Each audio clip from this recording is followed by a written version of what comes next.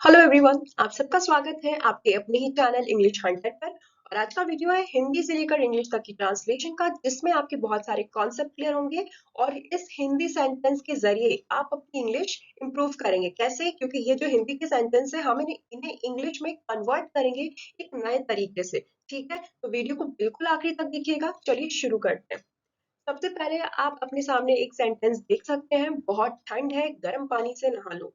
ठीक है, तो आपको क्या करना है? सबसे पहले इसे इंग्लिश में ट्रांसलेट करने के लिए आपको यह देखना है कि ये जो सेंटेंस है वो प्रेजेंट में है, पास्ट में है या फ्यूचर में है। तो जब आप ये सेंटेंस पढ़ते हैं, बहुत ठंड है, गर्म पानी से नहा लो, क्या लग रहा है? पास्ट का लग रहा है क्या? नहीं लग रहा। फ्यूचर का भी तो बिल्कुल नहीं लग रहा है, तो ये डेफिनेटली प्रेजेंट का है। ठीक है, अब क्या करना है? आपको इन सारी हिंदी शब्दों की इंग्लिश मीनिंग निकालनी है।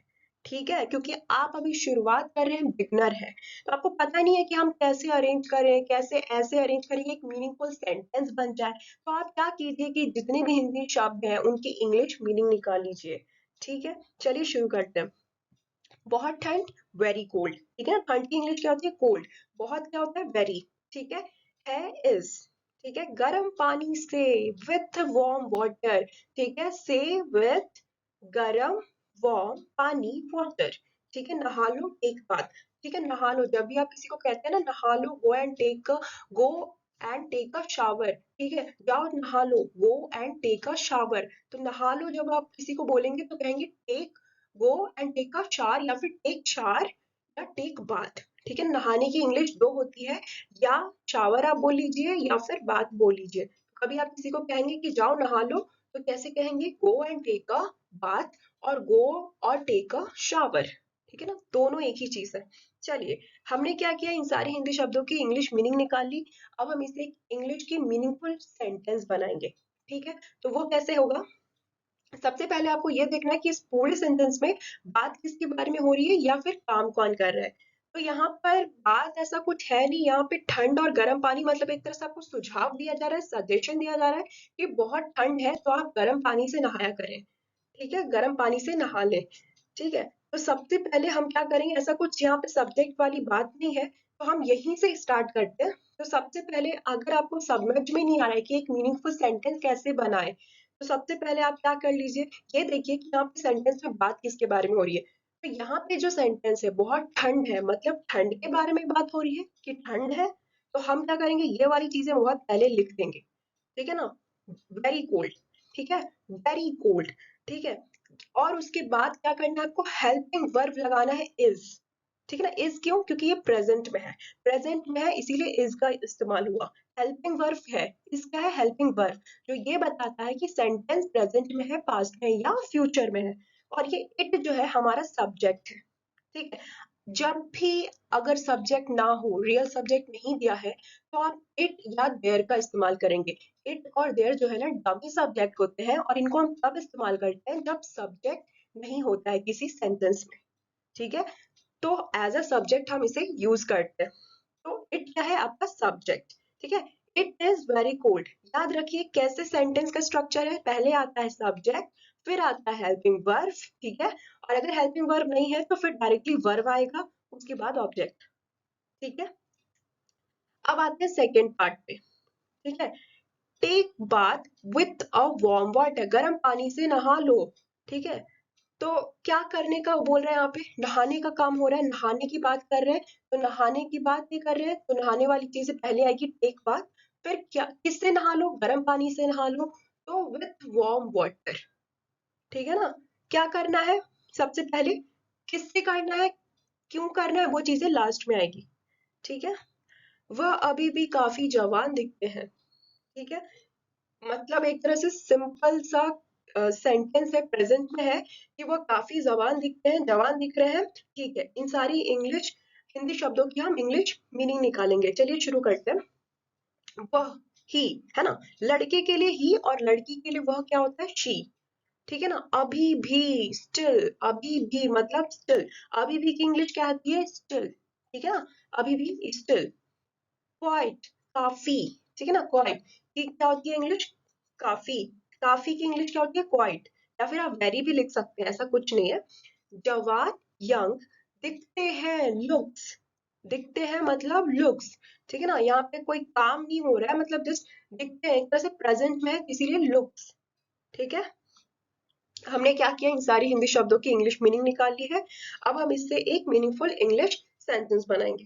ठीक है, तो आपको हमेशा देखना है कि इस पूरे सेंटेंस में बात किसके बारे में की जा रही है या काम कौन कर रहा है।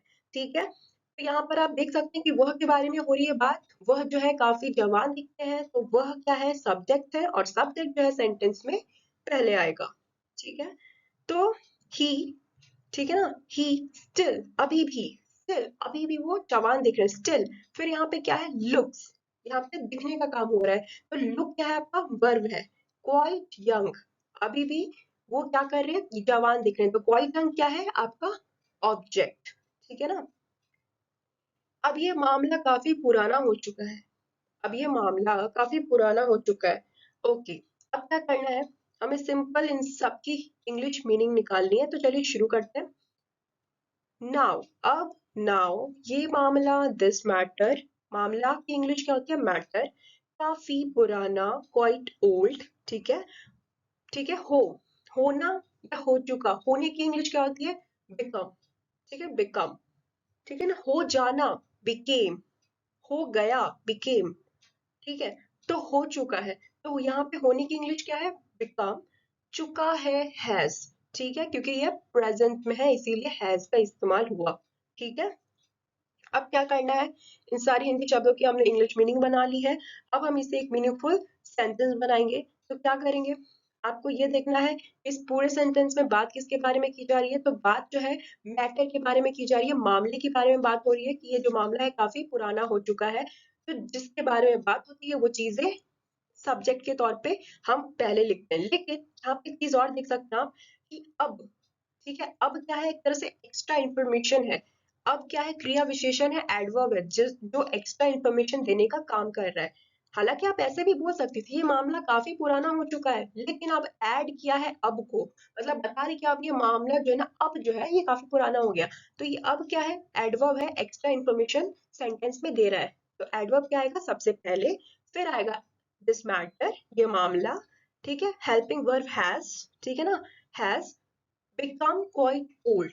ठीक है ना, पुराना हो चुका है। समझ में आ रहा है, अगर डाउट है तो प्लीज आप कमेंट बॉक्स में कमेंट करके पूछ सकते हैं। ठीक है, मुझे बहुत अच्छा लगेगा कि आप अपने डाउट को मुझसे पूछ रहे हैं। चलिए आगे बढ़ते हैं। वो यहाँ आए या ना आए इससे मुझे कोई फर्क नहीं पड़ता। ठीक है, चलिए, अब आप एक तरह से बोल रहे हैं कि वो यहाँ आए या ना आए मुझे इससे कोई फर्क नहीं पड़ता, तो प्रेजेंट का है मतलब मान लेते हैं, और पास्ट का तो बिल्कुल नहीं लग रहा या फ्यूचर का तो बिल्कुल नहीं लग रहा। चलिए हम शुरुआत करते हैं। वह, ही, लड़की के लिए वह क्या होता है, शी। ठीक है ना, ठीक है, यहाँ, ठीक है, यहाँ आए या ना आए, यहाँ, यहाँ की इंग्लिश क्या होती है, हियर। ठीक है ना, आने की इंग्लिश क्या होती है, कम्स। ठीक है, तो ये यहाँ आया ना, हियर कम्स और नॉट। ठीक है, हियर कम्स, कम्स हियर और नॉट। ठीक है, ओके, इससे मुझे कोई फर्क नहीं पड़ता, इससे इट, मुझे मी, कोई फर्क, एनी मैटर, नहीं पड़ता, डज नॉट। ठीक है, नहीं पड़ता मतलब डज नॉट। अब हम क्या करेंगे, इन सारी हिंदी शब्दों की इंग्लिश मीनिंग निकाल ली गई है, अब हम इसे एक मीनिंगफुल सेंटेंस बनाएंगे। तो चलिए हम शुरू करते हैं। सबसे पहले आपको ये देखना है कि इस पूरे सेंटेंस में बात किसके बारे में हो रही है या फिर पूरे सब्जेक्ट में काम कौन कर रहा है। ठीक है, तो चलिए शुरू करते हैं। It doesn't matter, it does not, it does not any matter to me, मुझे कोई फर्क नहीं पड़ता।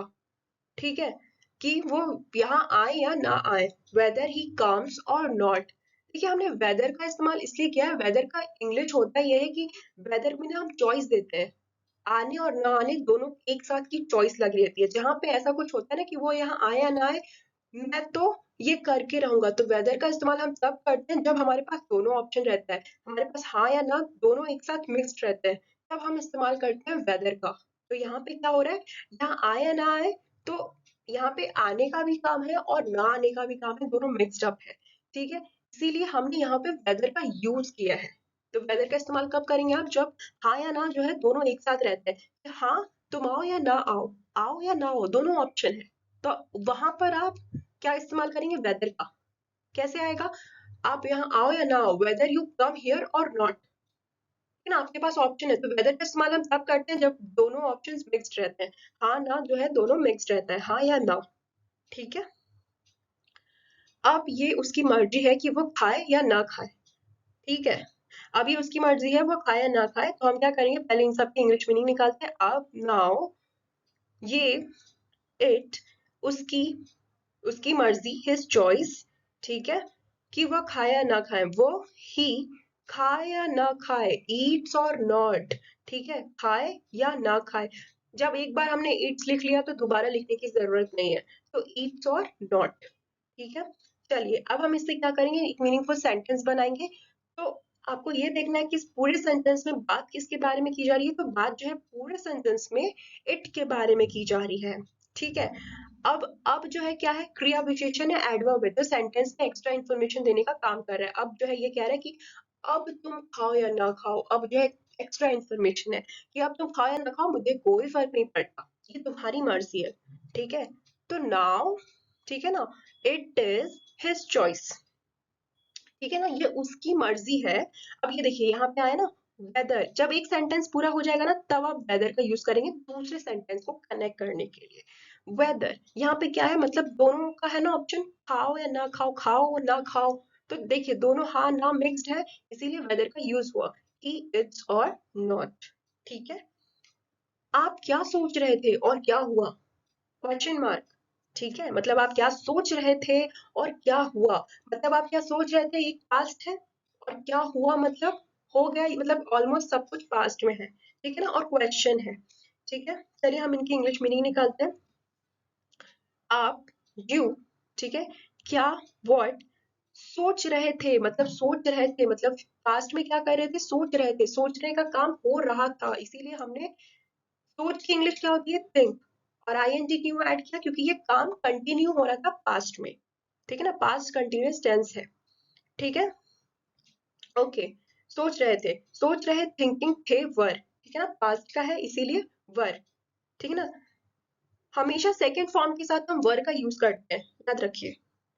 ओके, और एंड, क्या हुआ, व्हाट हैपेंड। ठीक है, अब हम इसे क्या बनाएंगे, इंग्लिश मीनिंग बनाएंगे, तो वो कैसे होगा, चलिए करते हैं। मैंने आपसे हमेशा कहा है कि जब भी क्वेश्चन में अगर, सॉरी, सेंटेंस में अगर क्वेश्चन पूछा जा रहा है, क्वेश्चन पूछा जा रहा है, तो क्वेश्चन वाला पार्ट सबसे पहले आएगा, उसके बाद आएगा आपका सब्जेक्ट। तो आप क्या सोच रहे थे, क्या मतलब क्वेश्चन है, क्वेश्चन पूछा जा रहा है, तो क्वेश्चन वाला पार्ट क्या आएगा सबसे पहले, तो क्या जो है सबसे पहले आएगा वर्ड, फिर आएगा वर्ब। ठीक है ना, वर्ब क्या है, हेल्पिंग वर्ब है, जो ये बता रहा है कि ये जो सेंटेंस है वो पास्ट का है।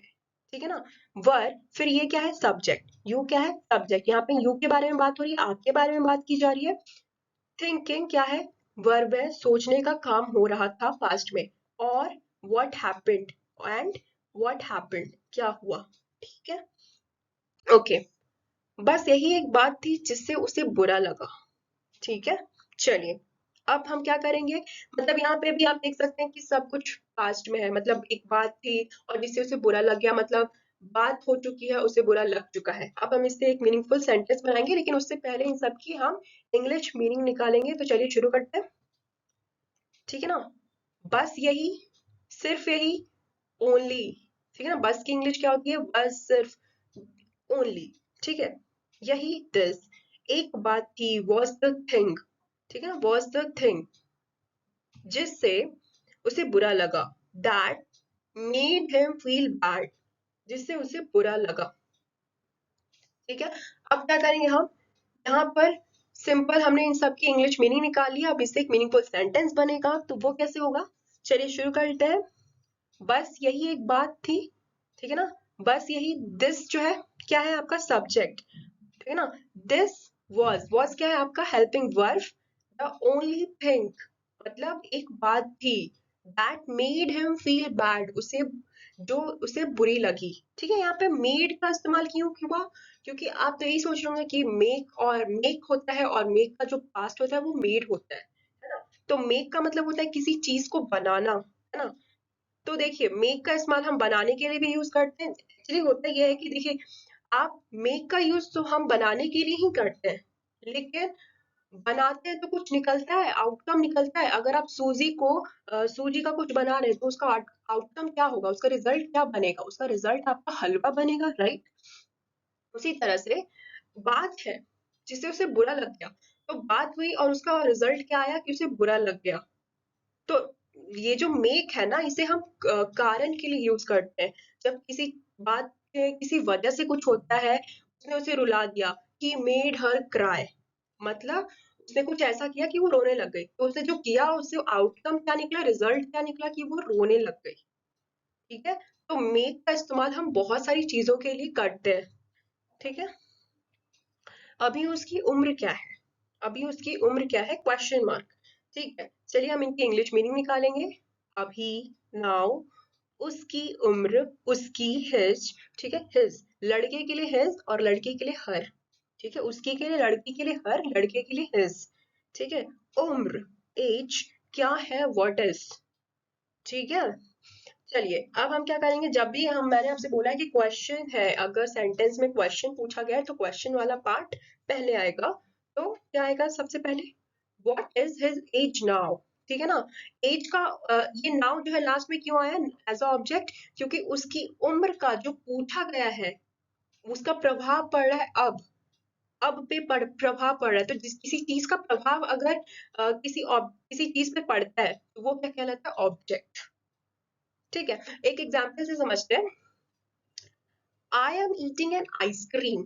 यहाँ पे आइसक्रीम क्या है, आपका ऑब्जेक्ट है। तो आप खा रहे हैं तो उसका प्रभाव किस पे पड़ रहा है, आइसक्रीम पे पड़ रहा है ना। तो उम्र का प्रभाव किस पे पड़ रहा है, समय पे पड़ रहा है। तो अब क्या है आपका ऑब्जेक्ट। ठीक है। तो कभी कभी आपको कंफ्यूजन होता है कि कभी जो है अब जो है पहले आ जाता है, कभी बाद में आता है। तो अगर अब जो है एज अ ऑब्जेक्ट ट्रीट किया जाए, जब अब को एज अ ऑब्जेक्ट ट्रीट किया जाता है तब वो लास्ट में आता है।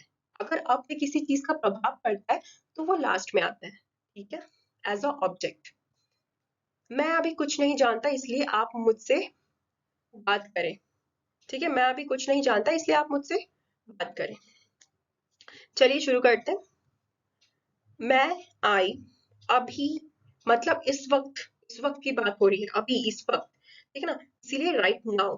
ठीक है, वो कह रहा है आप अभी बात कीजिए, इसीलिए अभी मतलब राइट नाउ। कुछ नहीं जानता, कुछ नहीं, एनीथिंग, जानता। ठीक है, डू नॉट नो, कुछ नहीं, कुछ का मतलब एनीथिंग, नहीं जानता मतलब डू नॉट नो। ठीक है, इसलिए सो आप, यू, मुझसे बात करें, टॉक टू मी। ठीक है, मुझसे बात करें मतलब टॉक टू मी। अब क्या करना है आपको, इन सारी हिंदी शब्दों की इंग्लिश मीनिंग आपने निकाल ली है। अब यहाँ पे एक मीनिंगफुल इंग्लिश सेंटेंस बनाना है। तो क्या करेंगे आप, यहाँ पर ये देखिए कि यहाँ पे बात किसके बारे में की जा रही है, इस या पूर्ण सेंटेंस में काम कौन कर रहा है। तो वो क्या है, हमारा सब्जेक्ट। जिसके बारे में बात होती है या जो पूरे सेंटेंस में काम करता है वो क्या होता है, हमारा सब्जेक्ट। तो यहाँ पे मैं जो है खुद बोल रहा है कि मैं कुछ नहीं जानता आप मुझसे बात करें। तो मैं क्या है, पूरे सेंटेंस में बोलने का काम कर रहा है ना। तो मैं जो है सबसे पहले आएगा, आई। फिर डोंट नो, ठीक है ना, डू नॉट नो। ठीक है ना, डू नॉट नो की शॉर्ट फॉर्म क्या होती है, डोंट। ठीक है ना, डोंट नो, नहीं। ये नो क्या है, वर्ब है, जानने की, मतलब यहाँ पे बात हो रही। तो वो कह रहा है मैं नहीं जानता, नो एनीथिंग राइट नाउ, अभी मुझे कुछ नहीं पता। ठीक है, सो अब यहाँ पे दूसरा वाला सेंटेंस चालू हो गया, सो। ठीक है, उसके बाद सब्जेक्ट आया you, just talk to me, just talk to me. ठीक है ना, जस्ट क्या है आपका प्रिपोजिशन, जो सेंटेंस को मीनिंगफुल बनाने का काम कर रहा है। दो सेंटेंस को जोड़कर, इन दोनों सेंटेंस में you and talk to me में जोड़कर एक मीनिंगफुल सेंटेंस बनाने का काम कर रहा है। ठीक है, चलिए। तो आई होप आपको आज का लेसन अच्छा लगा होगा और समझ में आया होगा। अगर आपको थोड़ा भी समझ में आया है तो प्लीज कमेंट कीजिए, लाइक कीजिए वीडियो को और शेयर कीजिए और सब्सक्राइब करना ना भूलें चैनल को। Thank you so much.